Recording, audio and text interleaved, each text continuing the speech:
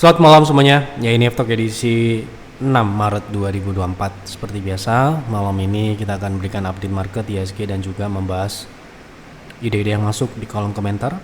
F-Talk edisi kemarin 5 Maret 2024. Ada beberapa yang akan kita bahas sesuai dengan apa yang di kolom komentar. Itulah yang akan kita bahas. Kita langsung mulai untuk menyingkat waktu. Sebelum saya mulai, silahkan bagi Anda yang mungkin belum subscribe, silahkan subscribe. Dan yang sudah merasakan manfaat dari F-Talk, dukung kami dengan klik like. Hari ini IHSG naik 1,14%. Sebelumnya ya kemarin sempat turun di 7240 dan hari ini naik, diangkat oleh kenaikan saham Goto tentunya yang hari ini naik ya. Kebetulan tidak ada yang nanya ini ya, jadi kita tidak akan bahas itu. Kenaikan hari ini bisa dikatakan cukup signifikan, namun belum merubah kecenderungan turun. Seperti yang Anda lihat, trennya cenderung masih dalam kecenderungan turun. Kapan IHSG berubah kecenderungan ini? Apabila kapan itu bukan mengacu pada waktu ya, pada kondisi ya. Pada kondisi IHSG bisa naik dan tutup di atas 7.353 minimal, harus tutup di atasnya dan dilanjutkan di perdagangan berikutnya. Jadi kalau ada yang nanya bagaimana dengan kenaikan IHSG hari ini 1% lebih, apakah ini sudah merubah kecenderungan turun IHSG yang sudah berjalan dari awal tahun ya? Jika IHSG naik di atas 7353 secara teknikal seharusnya uptrendnya berlanjut seperti itu. Oke, karena belum berubah berarti kita lanjut ke pembahasan saham. Yang pertama, tolong bahas analisa teknikal PGO. Kemarin kan sudah. Apakah bisa turun ke 1000 lagi?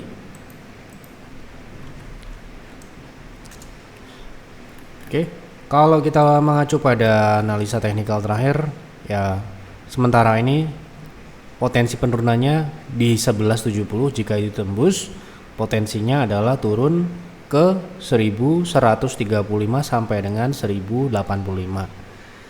Lalu kalau ditanya bisa nggak turun ke bawah 1000 atau ke 500 atau ke 400 ya bisa-bisa aja, tetapi secara teknikal ini masih di 1100 ke atas ya, masih di area 1100. Jadi ya kita akan lihat secara teknikal seperti ini polanya. Ya ini tren turunnya ya. Kemudian kalau kita melihat pola yang ini berarti dia masih berada di atas 1000. Jadi apakah di bawah 1000? Apakah bisa ke bawah 1000? Bisa, tetapi secara teknikal belum ke sana arahnya. Ya, seperti itu. Mohon dibahas CPIN untuk swing jangka menengah. Oke. Apakah sudah bisa entry di harga saat ini? Terima kasih sebelumnya. Sukses selalu untuk tim YF Advisor, terima kasih atas doanya. Begini, ya sekali lagi yang jawab ini kan saya, jadi menurut saya apakah ada swing jangka menengah itu? Kalau kami mengartikan swing jangka menengah itu tidak bisa. Kenapa? Karena swing itu hanya untuk jangka pendek, ya kenaikan yang sifatnya adalah minor. Tetapi kalau jangka menengah bisa dikatakan strategi yang biasa kami gunakan adalah strategi trend following. Oke, jadi trend following itu mengikuti trend naik. Ya, kita hold sampai dengan trend tersebut berakhir ya. Itu bisa 1 bulan, 2 bulan, 3 bulan, 4 bulan. Kan trend itu ada 3, trend minor ya. Itu jangka pendek. Kemudian trend jangka menengah ya, yang lebih dari 1 bulan, kemudian tren jangka panjang, tren secara keseluruhan, tren jangka panjang bertahun-tahun yang dibentuk ya, seperti itu. Oke, kita lihat swing, apakah potensi swing saham ini CPIN. Mari kita sudah bahas Java ya. Oke, apakah bisa untuk jangka menengah? Menurut saya belum bisa untuk saat ini selama dia masih bergerak di dalam tren turun ya. Jadi strategi yang tepat untuk saat, jadi kondisi sahamnya ini memang tidak memungkinkan untuk yang namanya jangka menengah. Kalau untuk swing jangka pendek mungkin bisa, nanti kita lihat gitu ya. Itu menurut saya loh ya. Jadi kalau yang lain bisa swing jangka menengah ya nggak apa-apa, silahkan tanya ke orang itu. Nah kalau sini ya potensi swingnya ya masih dalam kategori swing ya, itu sekitar 5,9% dari harga saat ini. Ini akan berbeda jika saham Cepin turun ke bawah 4.700-an. Sekarang harga di 4.800. Ini akan menjadi 9,5% potensinya. Sehingga untuk di harga saat ini tidak menarik. Seperti yang Anda tahu lah, kita nggak berulang-ulang kalau upside-nya cuma segitu nggak menarik. Kalau dia bisa turun ke 4.740 dalam momentum swing yang berjalan naik, ini swing naik dengan upside 9,6% masih bisa untuk diswingkan ya. Nah ini akan berubah jika Cepin mematahkan tren turun yang ini. Tetapi tren turun yang ini ingat ya sudah berjalan sejak 2021, artinya ini tren utamanya ya ini tren turun ya. Artinya kalau dia bisa berubah artinya tren utamanya berubah menjadi uptrend ya, yang mana ya strateginya bisa diterapkan mungkin trend following. Tapi kalau saya amati sejak dia ada gitu ya, relatif saham ini saya rasa cocoknya untuk swing jangka pendek. Anda lihat ya swingnya ini, Anda hitung aja berapa rata-rata swingnya ini berapa lama ya.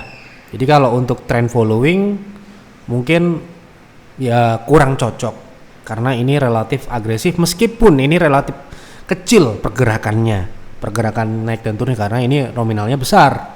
Saham yang nominalnya besar 4.000 per lembar gitu ya. Jadi ya nggak sama gitu ya dengan saham-saham di bawah 500, di bawah 200 gitu yang kenaikannya bisa katakan lebih signifikan. Nah itu ya, jadi kalau Anda mau swing dan dengan upside yang memenuhi syarat versi YF ya, kalau dia turun ke bawah 4.740 dan ini masih belum membatalkan swing ke atas ya, artinya dia masih bisa naik lagi gitu. Setelah dia turun di sini, Anda bisa manfaatkan dengan proteksi ketat di 4.500 dengan risk 5% ya, seperti itu. Karena Anda bertanya ke saya ya, saya akan jawab sesuai dengan aturan saya ya gitu. Itu menurut saya boleh dipakai, boleh tidak. Tolong bahas analisa ICBP untuk jangka menengah, target jual di harga berapa? Oke, sepertinya ICBP sudah diresis. Sebenarnya target jual ini juga tergantung Anda belinya di berapa ya toh. Nah, oke, kita gunakan time frame weekly untuk jangka menengah. Apakah saat ini Indofood CPP sudah berada di targetnya? Ya sebenarnya ini sudah diresis. Kalau Anda mau swing di saham ICBP ini kemudian belinya, tentu saja kalau namanya swing ya belinya ya ketika dia mulai naik ya, mulai swing naik, bukan mulai swing turun. Lah sekarang ini yang terjadi adalah dia rejection dari resistance, artinya swing yang akan berjalan ke depan adalah seharusnya swing turun begitu. Oke. Lah kalau misalkan dia swing turunnya berakhir kemudian dia swing naik lagi, baru mungkin itu baru bisa diikuti dengan target yang sama yaitu di 11.700. Target berikutnya di berapa ya, saya coba jawab. Kalau dia naik melanjutkan kenaikannya yaitu di 12.650. Itu adalah ekstensi pertamanya. Oke, seperti itu. Jadi tergantung Anda belinya di berapa. Assalamualaikum Pak Yev. Waalaikumsalam. Semoga sehat selalu. Terima kasih doanya. Mohon dibahas saham GCTL buat trading swing jangka pendek. Oke. Nah, kita jangka pendek kita akan menggunakan daily. Jadi saat ini Gajah Tunggal ini sedang swing naik. Oke. Ini ya swing naiknya. Ini adalah swing naik yang namanya swing naik. Ini swing turun. Kita harus kasih tahu ini swing turun, kemudian ini swing naik. Oke. Sehingga yang berjalan saat ini adalah swing naik, meskipun ini candlenya merah, ada merah, ada merah. Di dalam swing naik juga ada merahnya, ada koreksinya. Di dalam swing turun juga ada hijaunya. Itu yang namanya pullback. Kalau ada swing naik kemudian ada candle merah, itu adalah throwback-nya. Apa artinya? Ya mungkin throwback itu bisa dimanfaatkan untuk beli. Bagaimana potensi swing saham gajah tunggal ini? Swing terakhir membentuk higher low di 10.25 yang mana kita bisa tarik ekstensi dengan target swing terdekatnya yaitu di 12.75. Swing kedua, target kedua maksudnya itu berada di 14.40 atau di atas 1.400. Begitu ya kalau trading plan-nya Anda bisa ya di harga saat ini bagus dengan proteksi di 11.15.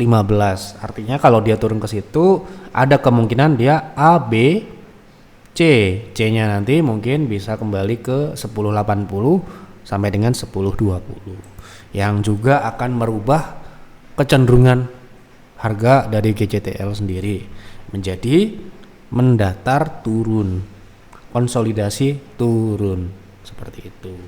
Karena ini swingnya masih naik ya, kita akan bicara swing naik ini dulu ya, seperti itu. Selamat malam Pak Yep, tolong bahas DMMX untuk swing tulisannya nggak gini dong, SWING ya toh. Ya saya jawablah, kasihan sudah tanya nggak dijawab ya. Dia bisa balik ke 300-an nggak jangka pendek? Terima kasih ya. Jadi ya kalau bisa konsultasi itu harus benar bahasanya, harus benar penggunaan kata-katanya. Ini kalau saya berusaha kan kami ini YF Advisor tugasnya adalah menganalisa saham, bukan menganalisa pikiran Anda atau pertanyaan Anda. Jadi Anda bertanya itu ya sesuai dengan bahasa atau istilah kosakata yang ada yang benar gitu loh. Ya supaya Anda juga mendapatkan jawaban yang baik juga, itu kan. Ya saya nggak masalah sih, tetapi kalau bisa ya kan harapan saya itu ketika berkonsultasi terutama dengan advisor, kalau saya berusaha untuk memahami ya advisor saya itu kan ada SOP-nya. Kalau pertanyaanmu nggak jelas, kamu dibalikin ditanya ini apa, pasti itu. Ya itu SOP-nya. Karena untuk meminimalisir salah jawab. Dulu saya pernah punya pengalaman, saya baca konsultasinya baca, tapi dia pengennya BBCA. Nah ini kan bisa salah, jawabnya bisa salah, kode sahamnya salah, gitu loh. Jadi ya saya harapkan terutama ketika Anda jadi member, konsultasinya itu harus benar. Jangan sampai salah kata, salah pemilihan kode sahamnya juga nggak benar, ya karena saham kan banyak, ya bisa aja Anda peleset ke saham yang lain atau Anda bertanya seperti swing seperti ini, pasti mereka juga akan bertanya balik seperti ini, ditanyain ini apa, swing apa maksudnya. Jadi mohon dimaklumi karena itu ada SOP. Kami nggak mau jawab yang salah. Kami pengen jawab yang benar, ya, gitu. Oke, kita kembali DMMX untuk swing, dia bisa balik ke 300-an enggak jangka pendek. Terima kasih. Pertanyaan apa bisa ke 300? Ini masih bawah seperti ini, ya. Emang 60-nya aja di 260 ya, berat. Kalau Anda bertanya bisa, ya bisa, tetapi secara teknikal berat. Kalaupun dia naik, pullback, dalam artian kenaikan di dalam tren turun yang ini, saya rasa kenaikannya ini paling mentok di 238. Ya, gitu. Jadi, kalau seperti ini kondisinya, saya akan lihat-lihat dulu kalau untuk swing ya. Bukan berarti tidak bisa naik, tetapi kalau ekspektasinya di atas 300, agak berat, kecil kemungkinan tetap ada, tetap bisa. Anda ekspektasi ke 1000, ke 2000, ke 3000. Dulu kan ada yang bilang Net TV mau ke 20.000 kayak Arto gitu kan dulu. Boleh aja bilang kayak gitu, boleh, tetapi kita harus mengacu dengan data dan fakta yang ada. Secara teknikal menurut saya ya agak berat gitu loh untuk naik ke sana, karena ya ini 50 dan dia cukup patuh dengan 50 walaupun ini pernah dia breakout di atas 50, tapi probabilitasnya kecil ya kalau kita menggunakan Fibo. Kalau dia nggak turun lebih lanjut, karena kalau dia turun lebih lanjut Fibonya akan turun ke bawah, semakin rendah juga targetnya. Ini aja ya, dia di resist terdekatnya itu tepat di 248. Jadi mungkin ini ada potensi swing jangka pendek ya di kisaran 220 sampai dengan 240. Untuk ke 300 secara teknikal kecil kemungkinan. Jadi jangan bertanya bisa secara teknikal seperti apa, bisa atau tidaknya itu mengacu pada teknikal, bukan bertanya bisa nggak, ya bisa-bisa aja ya gitu. Selamat malam Pak Yep, untuk saham MBMA, apakah layak untuk trading? Trading kan dan di harga sekarang apakah sudah boleh masuk? Terima kasih Pak, sehat selalu, terima kasih doanya. Oke, kita lihat apa tadi sahamnya MBMA.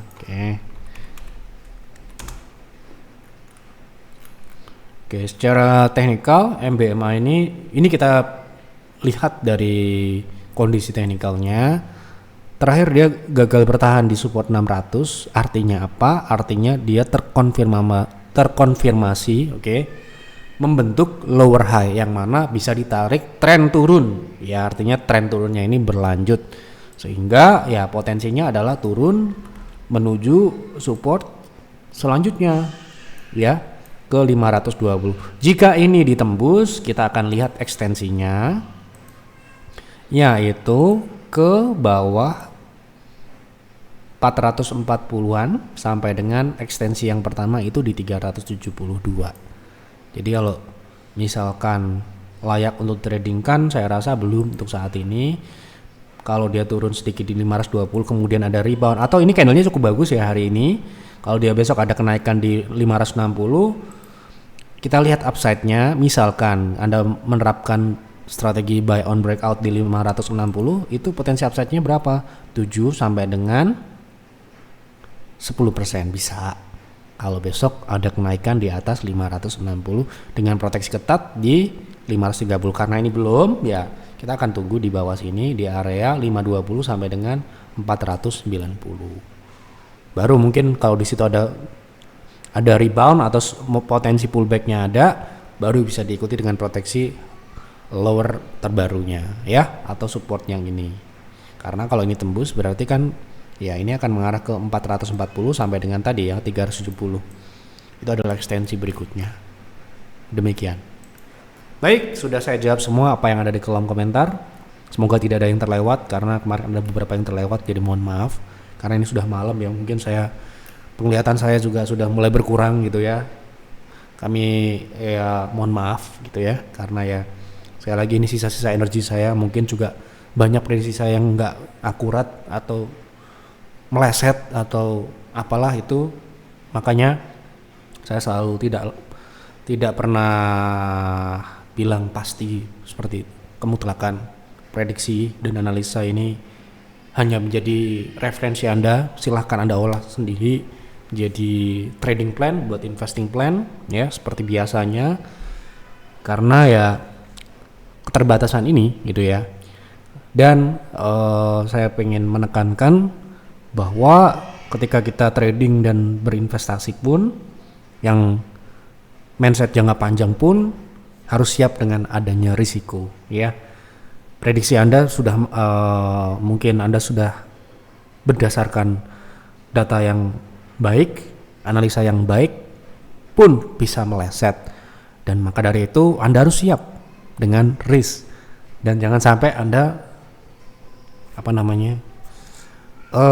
depresi gitu ya. Kalau kita berinvestasi dan trading ini sedikit ya, jangan sebelum saya tutup ya talk malam ini, karena begini ya, saya mendapatkan banyak orang itu depresi masuk ke kita dalam kondisi join member dalam kondisi mereka sudah memiliki masalah yang berat, yang itu kalau portofolionya bisa kita berikan solusi, tetapi kalau sudah rusak mindsetnya, udah rusak psikologisnya, ya berat. Kita bukan psikiater yang bisa memperbaiki itu ya.